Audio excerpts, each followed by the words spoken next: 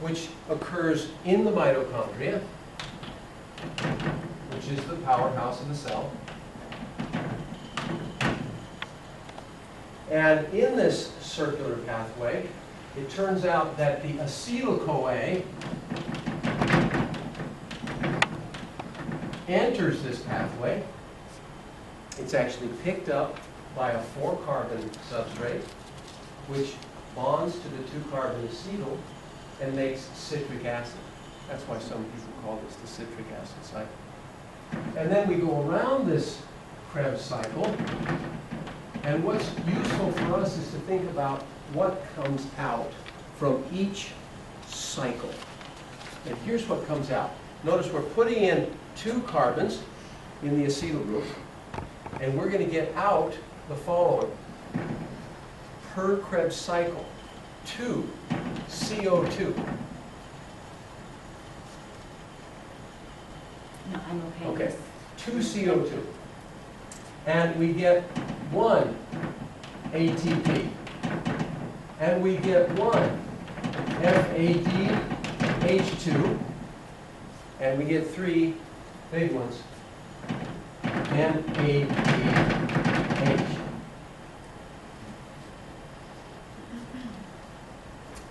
So let's look at the accounting of what comes out from each cycle.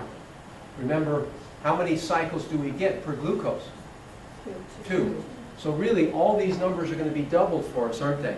Because each glucose produces 2 pyruvic acid, which in turn produces 2 acetyls, which in turn gives us 2 times around the Krebs cycle. So for the acetyls that we put in from glucose, we're going to get 4 CO2, 2 ATP, 2 FADH2, and 3 NADH.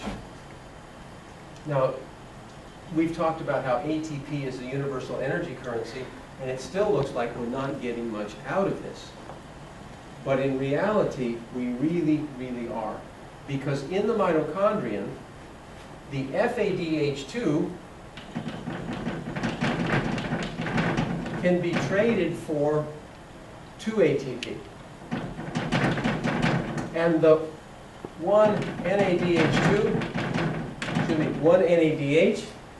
can be traded for 3 ATP.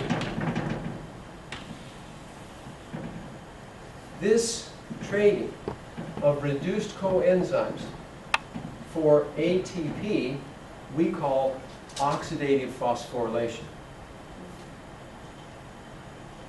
We're going to make high energy phosphate bonds while we reoxidize the NADH and the FADH2. So hopefully you can appreciate, here we've got 2 cycles, we've got 6 of these. That's 18 ATP right there per glucose, isn't it? From the Krebs cycle. That's big money now. We're doing pretty good. So, thinking about this, what happened to the carbon in the acetyl group? Where did it end up? It ended up as fully oxidized as you can get, right? You cannot be more oxidized than carbon dioxide. There's no hydrogens there that you can pull out. It's fully oxidized.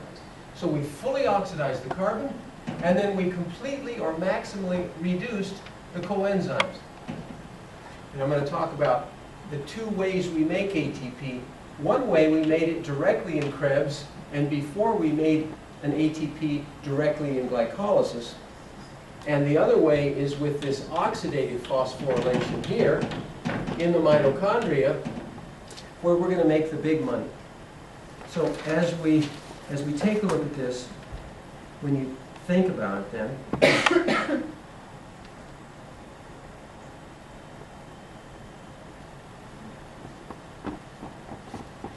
there are 2 types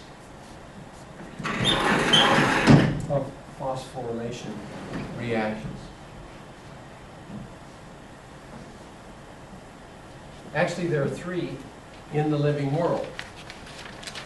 One we're going to exclude from this class because, unfortunately, humans can't do it. It's called photophosphorylation, right? Photosynthesis involves photophosphorylation, where light can cause the formation of high-energy phosphate bonds. So let's look at types of phosphorylation. There's an excellent figure in your text, but I'm going to just draw it out. We have substrate level phosphorylation. In other words, we're going to make a high energy phosphate bond at the level of the substrate. So let's see how this works. We're going to transfer a high energy phosphate bond and phosphate group from a substrate directly to ADP.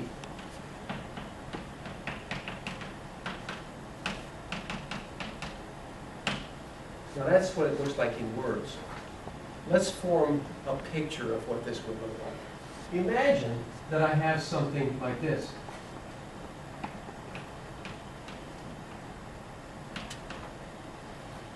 CCC squiggle P, right?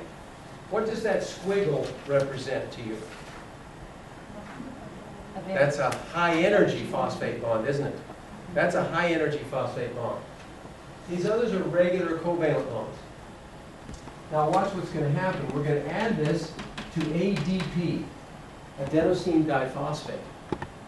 And in a substrate level phosphorylation, we're going to take the high energy phosphate bond here, and we're going to transfer it over to ADP. So we get C, C, C plus what? ATP, exactly. I'm going to write it a little differently. See if you can agree with this. Is that another way to write ATP? ADP squiggle P is ATP, isn't it? I did this so you can see all we do is pick this up, attach it here, and that's what we've got. This is ATP. So this is substrate level. We have a couple of sites in glycolysis where this takes place, so we get 2 ATP at substrate level from glycolysis, and per glucose we get 2 more ATP in substrate level in the Krebs cycle. So really, in aerobic respiration,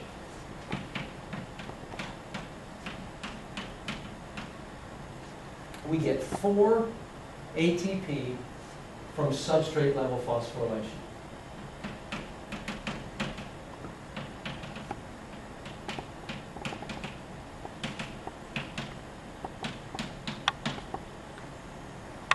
Now what that means is that we're going to get 32 ATP from oxidative phosphorylation per glucose molecule.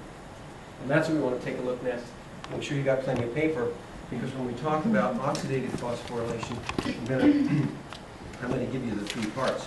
But before we do, I'm going to just give you a simple definition of oxidative phosphorylation here, and we'll go to the details later.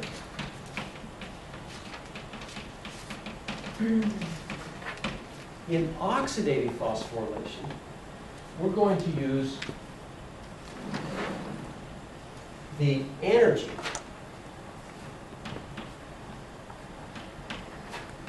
in electrons is transferred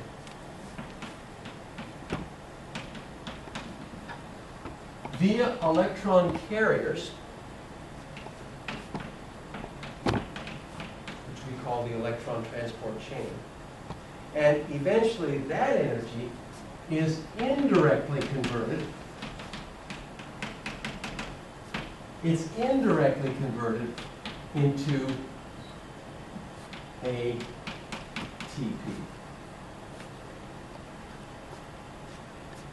So to contrast these two, again, in very simple terms, substrate level, we have a high energy phosphate bond attached to a carbon substrate, and then we transfer that to ADP directly at substrate level.